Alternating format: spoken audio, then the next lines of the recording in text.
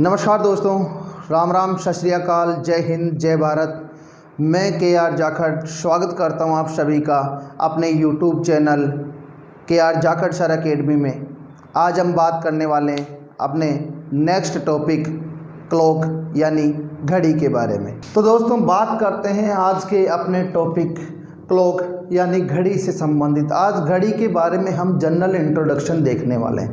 दोस्तों आपको पता है कि एक जो घड़ी होती है उसमें जनरली यानी कि सामान्यतः 3 प्रकार की सुइयां होती हैं, घंटे की सुई, मिनट की सुई और सेकंड की सुई। जबकि हमें यहाँ जो स्टडी करनी है, जिनका अध्ययन करना है, वो घंटे की सुई और मिनट की सुई यानी कि हावर्ली निडल और मिनटली निडल, जिनके बारे में हमें यहाँ डिस्कस करना है, जिनके बारे में हमें देखना है। तो देखते हैं कि जो क्लॉक है, क्लॉक में किस प्रकार से इसका बेसिक नॉलेज हमें होना चाहिए और किस प्रकार से कहाँ कैसे क्वेश्चन उठाए जाते हैं। तो सबसे पहले हम बात करते हैं दोस्तों घंटे की सुई।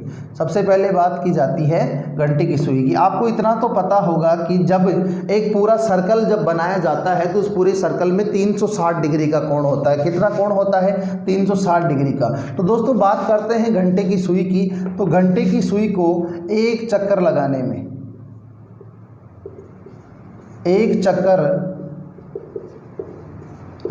में समय कितना समय लगता है दोस्तों? घंटे की सुई को एक चक्कर लगाने में तो आपका जवाब होगा 12 घंटे। आपका जवाब क्या होगा? 12 घंटे। इसलिए 12 घंटे में बनाया गया कोण, 12 घंटे में बनाया गया कोण कितने डिग्री हो जाएगा? जब घंटे की सुई पूरे 12 घंटे में एक सर्कल कंप्लीट कर लेगी तो उस सर्कल में कोण कितने डिग्री का हो जाएगा दोस्तों? 360 डिग्री का। 12 घंटे में यदि 360 डिग्री का कोण हो जाएगा तो एक घंटे को हम क्या बोल सकते हैं? 60 मिनट बोल सकते हैं। और ये हमें बोलना भी है, क्योंकि जब मिनट का कोण निकाला जाएगा तो एक घंटे को मिनट में बदलना बहुत ही ज़्यादा आवश्यक हो जाएगा। तो एक घंटे या 60 मिनट में बनाया गया कोण कितना हो जाएगा? 360 डिग्री बटा 12। तो दोस्तों कितने डिग्री हो जाएगा? 30 डिग्री। यानी घंटे की जो सुई होती है वो एक घंटे या 60 मिनट में कोण कितना बनाती है? 30 डिग्री। तो जब एक मिनट का कोण निकालना होगा, हमने एक घंटे को 60 मिनट में तब्दील कर दिया। क्यों तब्दील किया? क्योंकि हमें एक मिनट का कोण निकालना था। तो एक मिनट में बनाया गया कोण कितने डिग्री हो जाएगा दोस्तों? 30 डिग्री बटा 60। 60 मिनट का भाग लग जाएगा और यहाँ हम देखेंगे 1/2 डिग्री। कितना डिग्री कोण हो जाएगा? 1/2 डिग्री। उम्मीद है आपको घंटे की सुई के बारे में ये बात पता चली होगी कि घंटे की सुई को एक चक्कर लगाने में जो समय लगता है वो कितना लगता है? 12 घंटे। और 12 घंटे में जो बनाया गया कोण होता है वो कोण कितने डिग्री का होता है दोस्तों? 360 डिग्री का। तो एक घंटे या 60 मिनट में बनाया गया कोण कितने डिग्री का हो जाएगा? 30 डिग्री का। तो एक मिनट में बनाया गया कोण कितने डिग्री का? 1/2 डिग्री का। दोस्तों ये तो बात हुई घंटे की सुई की। अब हम बात करते हैं मिनट की सुई। इन दोनों में ही आगे तक हमें कंपैरिजन भी देखना है कि किस प्रकार से कोण कैसे बनते हैं और कैसे नहीं बनते हैं। तो मिनट की जो सुई होती है उसे एक चक्कर लगाने में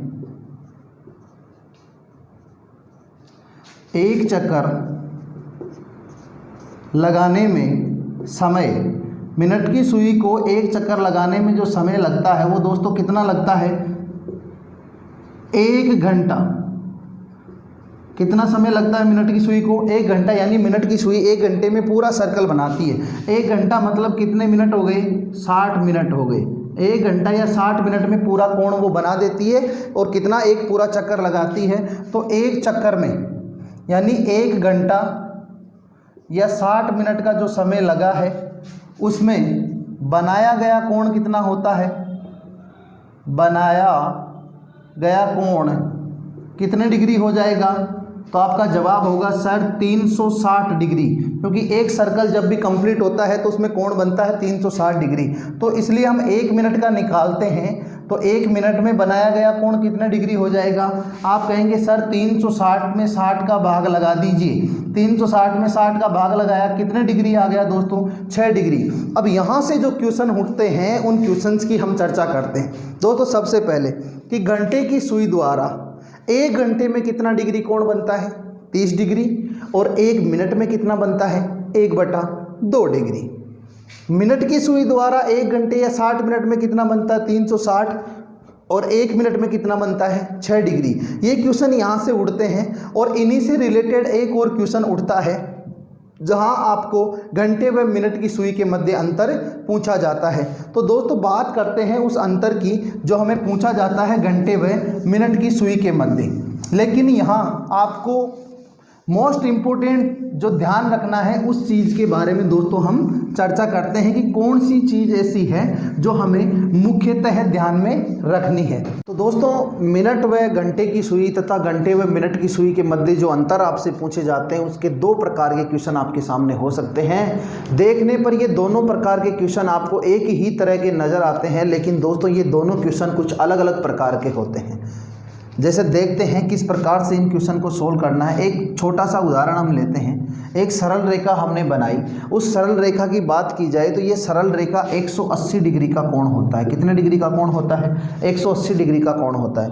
इस 180 डिग्री के कोण में हमने एक कोण बना दिया अनुमानित 60 डिग्री का यानी 60 डिग्री का। तो क्या दूसरा कोण अपने आप बनेगा 120 डिग्री का? तो आप लोगों का जवाब होगा जी सर बिल्कुल, दूसरा कोण 120 डिग्री का अपने आप बन के निकलेगा। तो दोस्तों देखते हैं किस प्रकार से ये क्वेश्चन सोल्व करने हैं। हमने घड़ी का एक प्रारूप बनाया, उस प्रारूप में आपको पता है 12, 3, 6 और 9 इस प्रकार से अंकित होते हैं। 1 और 2 भी हमने अंकित कर लिया। यहाँ मिनट हमें अंकित करते हैं 1, 2, 3, 4 और यहाँ तक 5 मिनट होती है। आपने देखा दोस्तों 1 मिनट का जो अंतराल होता है वो कितने डिग्री का होता है 6 डिग्री का, क्योंकि 1 मिनट में घड़ी की सुई कितने डिग्री का कोण बनाती है, घड़ी में मिनट की सुई 6 डिग्री का कोण बनाती है तथा घंटे की सुई आधे डिग्री का कोण बनाती है यानी 1/2 डिग्री का। यहाँ एक सेंट्रल पॉइंट होता है जहाँ से 1 मिनट में मिनट की सुई यहाँ पहुँची, तो क्या घंटे की सुई 12 पे इंतज़ार करेगी? नहीं दोस्तों, घंटे की जो सुई होगी वो भी इसके पीछे पीछे आधा डिग्री चली जाएगी।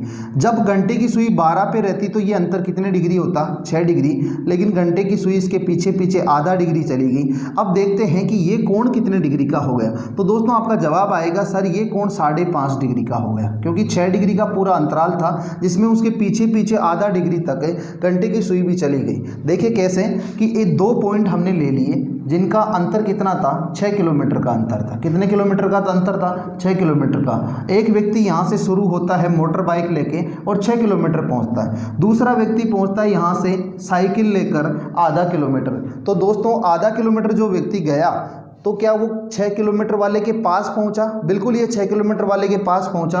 अब इन दोनों के मध्य जो दूरी रह गई वो कितने किलोमीटर रह गई 5.5 किलोमीटर। तो यहाँ जो डिग्री में जो कोण बचा वो कितने डिग्री रह गया 5.5 डिग्री। ये पूरा जो एक सर्कल होता है, एक वृत्त होता है, वो कितने डिग्री का होता है? सब लोग जानते हैं कि ये 360 डिग्री का होता है। यदि 360 में से 5.5 डिग्री का एक कोण बना तो दूसरा जो कोण बनना है वो अपने आप कितने डिग्री का बन जाएगा 354 से 1/2 डिग्री। कैसे पता चला? 360 में से यदि 5 से 1/2 डिग्री घटा देंगे तो कोण कितने डिग्री का हो जाएगा 354 से 1/2 डिग्री। अब समस्या ये होती है सर घंटे व मिनट की सुई के मध्य अंतर कितना होना है तथा मिनट व घंटे की सुई के मध्य अंतर कितना होना है? 5.5 डिग्री किसके मध्य होगा तथा 354 से 1/2 डिग्री किसके मध्य होगा? घड़ी का एक गुण होता है और वो गुण ये होता है कि घड़ी हमेशा अपनी ही दिशा में चलती है, यानी क्लॉकवाइज दक्षिणावर्त घड़ी चलती है। तो हमें भी दक्षिणावर्त चलना, और वो कैसे? जो क्वेश्चन पूछा गया उसमें जिस सुई का नाम पहले दिया गया है उस सुई पे हमें पेन रखना है और घड़ी की दिशा में आगे बढ़ना है। और आगे कब तक बढ़ना है? जब तक दी गई दूसरी सुई हमें ना मिल जाए। तो हमने घड़ी की सुई पे पेन रखा, घंटे की सुई, और घंटे की सुई से हम चले आगे की ओर और मिनट की सुई मिली हमें कितना चलने पर 5.5 डिग्री। तो दोस्तों घंटे तथा मिनट की सुई के मध्य अंतर कितना हो जाएगा 5 सही 1/2 डिग्री। तो दूसरा अंतर किसके मध्य होगा 354 से 1/2 डिग्री जो अंतर होगा वो मिनट तथा घंटे की सुई के मध्य होगा। उम्मीद है ये बात आप लोगों को समझ में आ गई होगी। अब हम बात करते हैं घड़ी में 90 डिग्री, 180 डिग्री, 270 डिग्री तथा 360 डिग्री के कोण किस प्रकार से हमें ज्ञात करने हैं। तो एक बार के लिए हम इसे रब करते हैं और रब करने के बाद दोस्तों बात करते हैं घड़ी में 90 डिग्री, 360 डिग्री, 180 डिग्री तथा 270 डिग्री के कोण आसानी से किस प्रकार से ज्ञात किए जा सकते हैं। तो दोस्तों सबसे पहले हम बात करने वाले हैं 90 डिग्री के कोण की। और 90 डिग्री के कोण के बारे में सब लोग जानते हैं कि 90 डिग्री के कोण को क्या कहा जाता है, समकोण कहा जाता है। दोस्तों समकोण के अलावा 90 डिग्री के कोण को लंबवत भी कहा जाता है। लंबवत क्यों कहा जाता है? कोई एक रेखा है जिस पे किसी बिंदु से यदि लंब डाला जाए तो वो उस रेखा को चाहे बराबर दो भागों में बांटे या ना बांटे, लेकिन उस बनने वाले कोण को दो बराबर भागों में बांटती है। और वो दोनों कोण कितने डिग्री के होते हैं? 90 डिग्री के। तो 90 डिग्री का जो कोण होता है उसे क्या कहा जा सकता है? लंबवत कहा जा सकता है। अब 90 डिग्री के कोण के बारे में कुछ महत्वपूर्ण बातें, और वह महत्वपूर्ण बातें ये है कि 90 डिग्री का कोण 1 घंटे में 2 बार बनता है। आप लोग पेन कॉपी लेके बैठ जाएं और इन चीज़ों को नोट करें, अच्छे से नोट्स बनाएं कि 90 डिग्री का कोण 1 घंटे में 2 बार बनता है।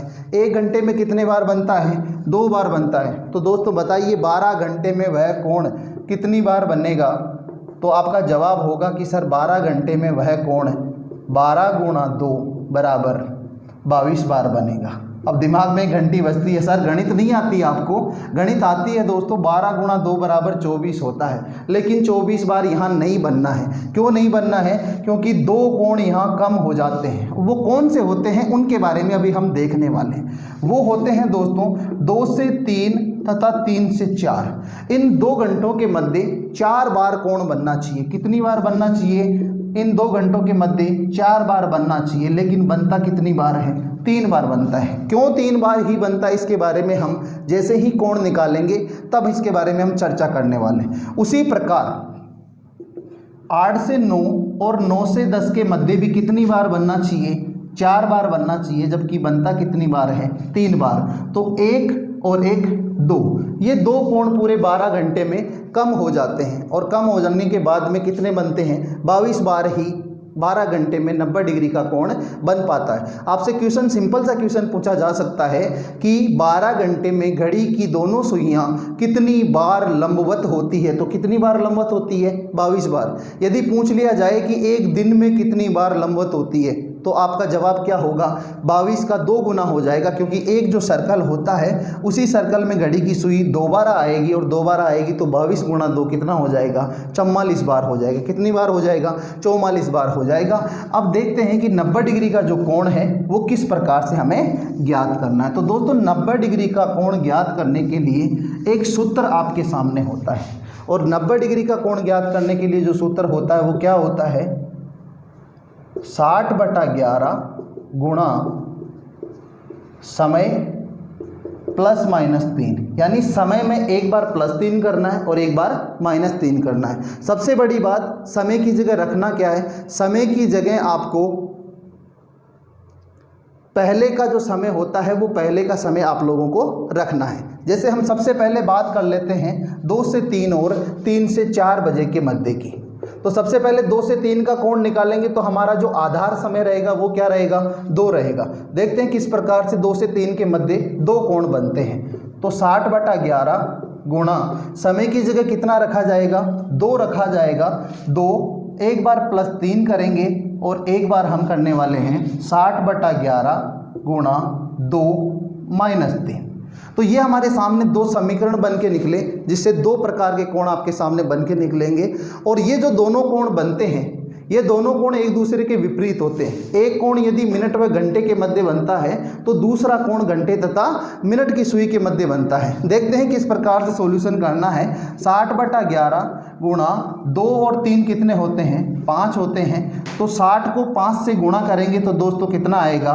300/11। अब 300 में आप 11 का भाग लगाएंगे तो दोस्तों चाहे तो आप अपने बचपन की आदत यदि नहीं छूटी हो तो इस प्रकार से भी आप भाग लगा के देख सकते हैं कि 11 का भाग लगाया, 11 का भाग 2 बार गया 22, बचे 8, 80 हो गए, और भाग गया 7 बार, कितने आए? 77, और माइनस किया तो कितने बचे? 3। तो 27 सही 3/11 मिनट। ये 300 में 11 का भाग लगाने पर आपके सामने आया, और क्या निकल के आया? 27 सही 3/11 मिनट। कितने बजकर? 2 बजकर। जो आपका बेस समय था कि 2 से 3, क्योंकि 2 बजे के आगे चलेंगे तभी पता चलेगा 2 से 3 के मध्य जो कोण बन रहे हैं वो कौन कौन से। तो एक कोण हमारे सामने निकल के आया, और वो कोण क्या निकल के आया? 2:27 सही 3/11 मिनट। चलो दूसरे कोण की बात करते हैं। 60/11 गुणा 2 माइनस 3, और ध्यान रखना दोस्तों यहाँ जो बड़ी संख्या है वो माइनस की है, तो यहाँ पर माइनस का 1 हमें प्राप्त होगा। तो दोस्तों माइनस का कोण तो कभी बनना नहीं है, तो कोण तो हमेशा पॉजिटिव होगा, पॉजिटिव होगा। तो यहाँ तो जो मान आ रहा है वो माइनस का आ रहा है। तो एक चीज़ हमेशा ध्यान रखें, जब कभी भी 60/11 के गुणा में आने वाला मान, 60/11 के गुणा में आने वाला मान ऋणात्मक हो जाए यानी नेगेटिव हो जाए, तो वहाँ आपको कितने प्लस कर देने हैं? 12 प्लस कर देने। कितने प्लस कर देने? 12। चाहे घड़ी के किसी भी कोण की बात हो रही हो, 60/11 के गुणा में मान माइनस का आ जाए तो कितने प्लस कर देने?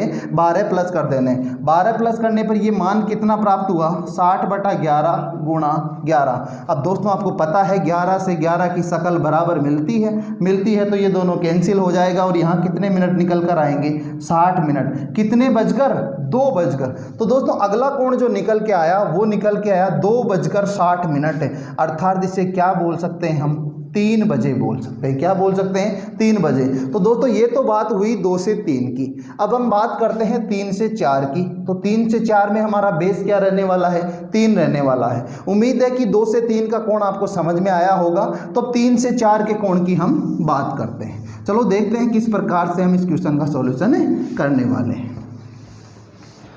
दोस्तों अब समय की जगह जो रखा जाएगा वो क्या होगा? 3, क्योंकि पहले वाला जो समय होता है वो हमारा बेस होता है, तो वही रखा जाएगा। 60/11 गुणा समय की जगह कितना रखेंगे? 3, और क्या करने वाले हैं? +3, और एक बार क्या करने वाले हैं? 60/11 गुणा 3 माइनस 3। दोस्तों 3 + 3 किया कितना हुआ? 6, और 6 को 60 से गुणा कर दोगे तो कितना आ जाएगा? 360/11, और 11 का जब भाग लगाओगे 360 में, तो दोस्तों उम्मीद है सबको इतना पता होगा कितना आने वाला। 11 का भाग 3 बार लगाया 33, 30 बचे, 2 बार भाग गया 8 आपके पास शेषफल बचा 32 सही 8/11 मिनट। कितने बजकर? 3 बजकर। तो यहाँ अगला जो कोण निकल के आया वो 3:32 सही 8/11 मिनट पे निकल के आया। अब देखते हैं इस समीकरण का सॉल्यूशन। 3 में से 3 घटाया तो कितना आ गया? 0 आ गया। कितना आ गया? 0 आ गया। और 60/11 को 0 से यदि गुणा करेंगे तो पूरे समीकरण का मान क्या हो जाएगा? 0 हो जाएगा। क्या हो जाएगा? 0। कैसे हो जाएगा? जब कभी भी समीकरण गुणा और भाग में हो और कहीं भी आपको 0 प्राप्त हो जाए तो पूरे समीकरण का मान क्या हो जाता है? 0। तो आंसर निकल के आया 0 मिनट। कितने बजकर? 3 बजकर। तो दोस्तों ये कोण तो आपके पास में पहले बन चुका है। 3:0 का मतलब 3 बजे या फिर 2:60। तो क्या यहाँ 4 कोण बन के निकले? नहीं। कितने कोण बन के निकले? 3 कोण। इसीलिए 2 से 3 और 3 से 4 के मध्य ये जो 2 कोण है, एक कोण कम हो जाता है और 2 कोण यहाँ तक बनते हैं, और तीसरा कोण 3:32 से 8/11 मिनट पर बनता है। उम्मीद है ये बात आपको समझ में आ गई होगी। ये बात यदि समझ में आ गई तो दोस्तों अब हम बात करते हैं 8 से 9 और 9 से 10 के कोण की। उसके बाद में ये जो आपके जो मैटर है ना, 60/11 गुणा 3 + 3, ये इसको गुणा करो फिर इसका भाग लगाओ, ये मैटर दोस्तों बहुत जल्दी आपके सामने ख़त्म करने वाले हैं कि कहीं गुणा करने की आवश्यकता भी नहीं होगी। देखते हैं 8 से 9 और 9 से 10 के मध्य जो कोण बन के निकलते हैं। सबसे पहले 8 से 9 की बात करते हैं। 8 से 9 की बात करेंगे तो बेस क्या रहेगा? 8 रहेगा हमारा। तो 60/11 गुणा 8 + 3, और एक बार हम करने वाले हैं 60/11 गुणा 8 - 3। और ये प्लस माइनस जो करो आप उसको हमेशा कोष्टक में रखना है। क्यों कोष्टक में रखना है? क्योंकि दोस्तों यदि कोष्टक से बाहर रखोगे तो ये 8 को पहले आपको 60 से गुणा करना होगा और प्लस और माइनस जो 3 है वो उसके बाद करना होगा। तो ऐसी स्थिति आपके सामने नहीं आए, इसलिए इसको क्या रखना है? कोष्टक के अंदर रखना है। देखते हैं 60/11 गुणा 8 + 3 कितना हुआ? 11, और यहाँ हमने देखा 60/11 गुणा 8 - 3 कितना हुआ? 5। यहाँ देखा 11 से 11 पूरा कैंसिल हुआ, क्या निकल के आया? 60 मिनट। कितने बजकर? 8:60। तो एक कोण निकल के आया 8:60, अर्थात क्या कह सकते हैं? 9 बजे कह सकते हैं। क्या कह सकते हैं? 9 बजे। अब 60 को 5 से गुणा किया 300 में 11 का भाग लगाया, अभी हमने लगा के देखा था, क्या निकल के आया? 27 सही 3/11। कितने बजकर? 8 बजकर। तो 8:27 सही 3/11। 11 मिनट। ये दो कोण आपके सामने निकल के आ गए। अब हम बात करते हैं 9 से 10 की। किसकी बात करने वाले हैं? 9 से 10 की। और 9 से 10 की बात करेंगे तो हमारा जो बेस रहेगा यानी आधार समय जो रहने वाला है वो आधार समय क्या रहेगा? 9 रहेगा। तो 60/11 गुणा 9 + 3 और एक बार हम करने वाले हैं 60/11 गुणा 9 - 3। 9 + 3 कितना होता है दोस्तों? 12 होता है। अब एक विशेष बात और आपको हमेशा ध्यान में रखनी है, जब कभी भी 60/11 के गुणा में यहाँ मान माइनस का आता है तो हम हमेशा क्या करते हैं? प्लस के 12 कर देते हैं। लेकिन 60/11 के गुणा में आने वाला मान यदि 11 से अधिक हो जाए, 11 से अधिक होने का मतलब 12, 13, 14, 15, यदि 11 से अधिक हो जाए तो आपको क्या कर देना है? इसमें से 12 माइनस कर देना है। क्यों करने हैं इसका रीज़न जस्ट आपके सामने अभी प्रस्तुत करने वाला हूँ कि हम इसमें से 12 माइनस क्यों करते हैं। यहाँ हमने देखा 60/11, 9 में से 3 घटाया तो कितना आया? 6। पहले इसका सॉल्यूशन करते हैं फिर बताते हैं कि यहाँ हमने 12 माइनस क्यों किए हैं। तो 12 में से 12 घटाया तो 0, और 0 जब किसी समीकरण में आ जाए तो पूरे समीकरण का मान कितना हो गया? 0 मिनट। कितने बजकर? 9:0 तो 9:0 का मतलब क्या होता है? 9 बजे या 8:60। ये कोण आपके सामने पहले ही बन चुका है।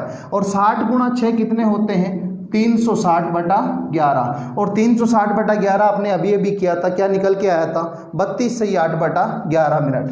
तो एक कोण निकल के आया 9:32 सही 8/11 क्या दोस्तों इन 2 घंटों के मध्य 4 कोण बन के निकले? नहीं। कितने कोण बन के निकले? 3। तो एक कोण यहाँ से कम हुआ 2 से 3 और 3 से 4, और एक कोण कम हुआ 8 से 9 और 9 से 10 के मध्य। तो यहाँ 4 कोण बनने के बजाय कितने कोण बने? 3। और यहाँ भी कितने कोण? 3। इसलिए 12 घंटे में 24 कोण बनने के बजाय कितने बनते हैं? 22 कोण बनते हैं। अब बात करते हैं कि सर 12 माइनस क्यों किया। चलो देखते हैं। 60/11 गुणा 12, इसमें से 12 यदि माइनस नहीं करते तो गुणा करने पर मान क्या प्राप्त होता? 720/11। और 720/11 में आप भाग लगा के देखिएगा, आपको मान प्राप्त होगा 65 सही 5/11 मिनट। तो ये आंसर क्या निकल के आता? 9:65 सही 5/11 मिनट। तो दोस्तों 65 मिनट किसी भी घंटे में नहीं होती है, तो ये कितना हो जाता? 10:05 सही 5/11। तो क्या वो कोण 9 से 10 के मध्य होता? नहीं। वो कोण कहाँ चला जाता? 10 से 11 के मध्य। इसलिए जब कभी भी 60/11 के गुणा में आने वाला मान यदि 11 से अधिक हो जाए, और 12 11 से एक अधिक है, तो 11 से अधिक हो जाए, चाहे एक अधिक हो, 2, 3, 4, कितना भी अधिक हो जाए तो उसमें से हमेशा कितने माइनस कर दो? 12 माइनस कर दो। उम्मीद है ये बात आपको समझ में आ गई होगी। अब दोस्तों एक और कमाल की चीज़ आपके सामने प्रस्तुत करते हैं, जिससे आपको ये गुणा करने वाला जो फॉर्मेट है वो पूरा आपके कैंसिल हो जाएगा, यानी गुणा करने की आवश्यकता आपको नहीं पड़ेगी। देखते हैं कि वो फॉर्मेट क्या कहता है।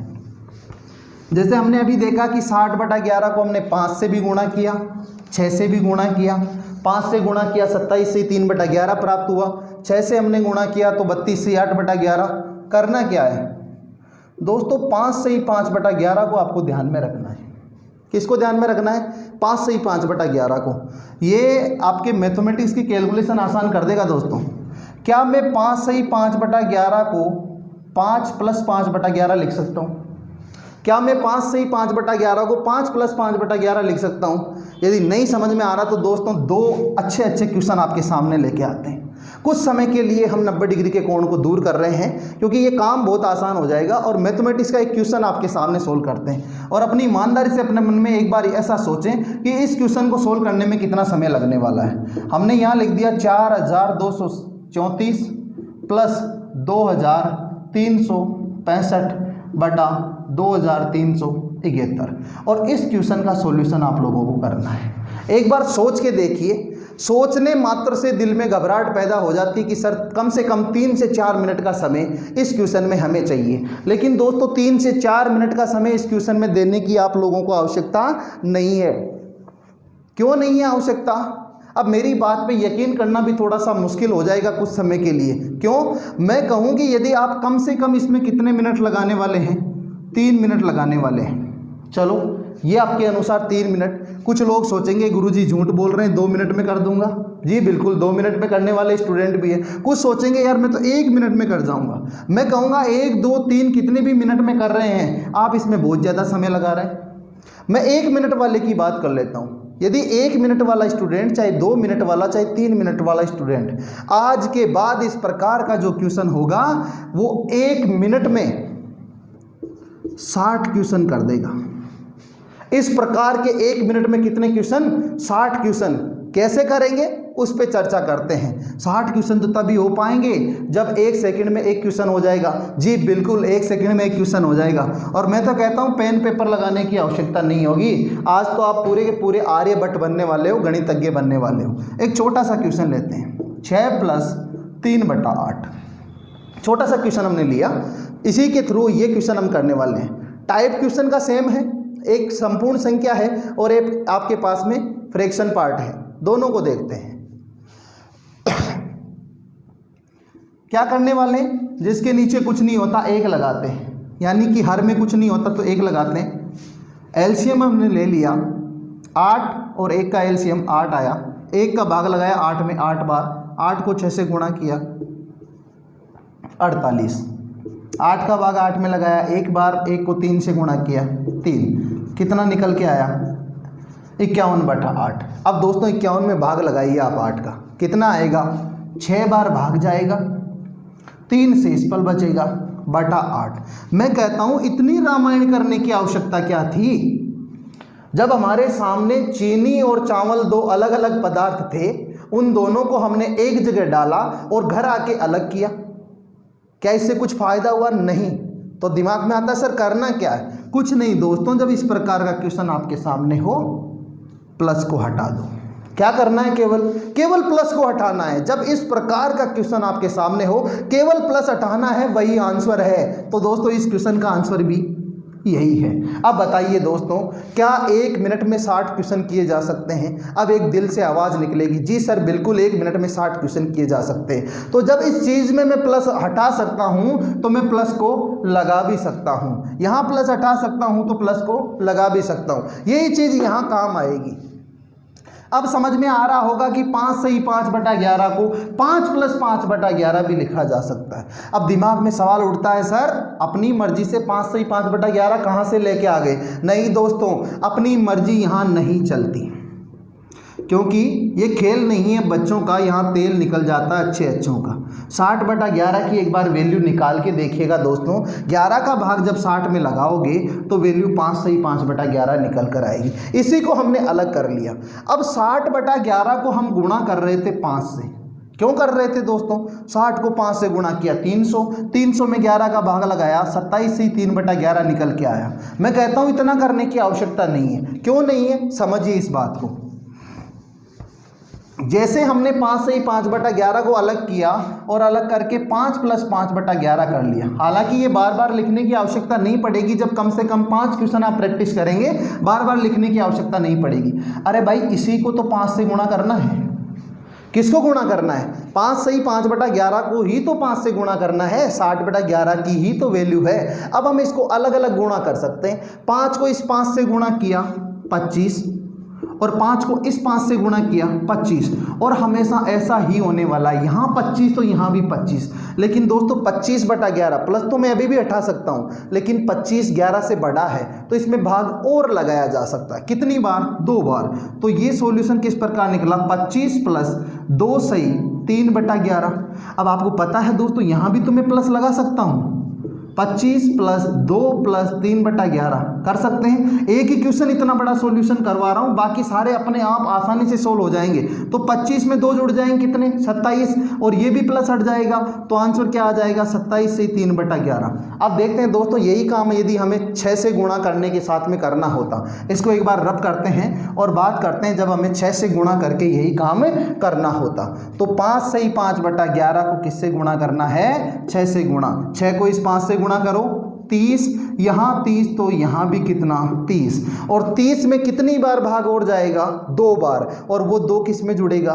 इस 32 में। जैसा आपने यहाँ देखा ये 2 किस में जुड़ा 25 में, तो 2 किस में जुड़ेगा 30 में, तो कितने हो जाएंगे 32। और यहाँ कितना बचा 8/11। आप सोल्व करके देखिएगा दोस्तों, 60/11 को जब 6 से गुणा करोगे 360 और 360 में 11 का भाग लगाओगे तो आंसर क्या निकल के आएगा 32 से ही 8/11। उम्मीद है कि इस सेशन में आपको बहुत मज़ा आएगा। और नेक्स्ट वीडियो में हम बात करने वाले हैं अपने घड़ी के 180 डिग्री, 360 डिग्री तथा घड़ी के जल और दर्पण प्रतिबिंब संबंधित प्रश्न और कोण ज्ञात करना, यानी समय देकर कोण ज्ञात करना और कोण देकर समय ज्ञात करना। तो दोस्तों आज के लिए आपका बहुत बहुत धन्यवाद।